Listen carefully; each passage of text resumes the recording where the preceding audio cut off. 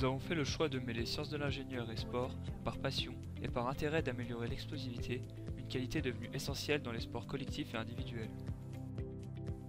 Pour énoncer le besoin, nous avons réalisé un diagramme APTE qui nous a permis de dégager la problématique suivante: comment stimuler un sportif à l'aide d'une machine d'entraînement dans le but d'améliorer ses performances de sprinter.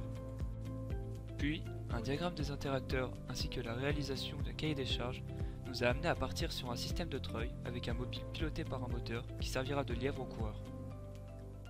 Maxime s'est chargé de la partie conception de la machine.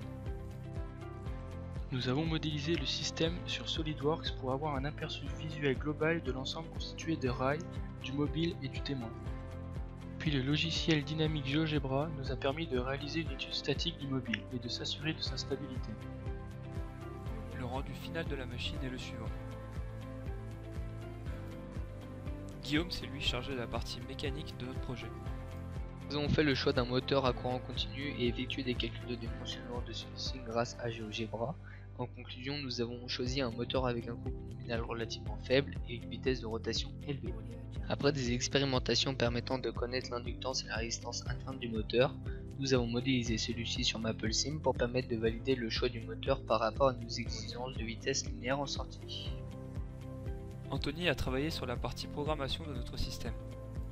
Pour capter la course, nous utilisons un capteur de distance laser LiDAR. Pour piloter le moteur en tension, nous utilisons un shield. Enfin, tout ceci est relié à une carte Arduino qui suit l'algorithme suivant. D'abord, le capteur transmet les données de la première course, la carte les transforme et utilise ces informations pour piloter le moteur lors du deuxième sprint. Alexis s'est occupé de l'étude du mouvement de la machine.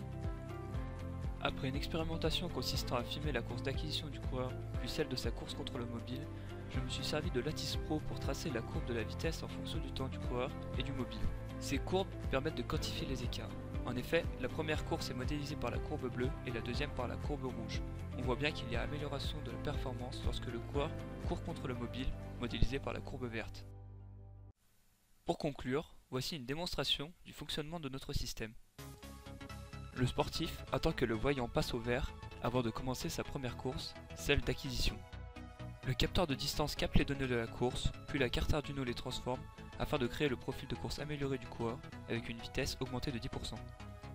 Notre coureur a 1 minute pour revenir sur la ligne de départ et partir pour la deuxième course, celle d'entraînement contre le mobile. Le mobile suivant le profil de course amélioré de notre coureur, le sportif est stimulé par celui-ci. Enfin, le mobile est freiné en fin de course par des balais.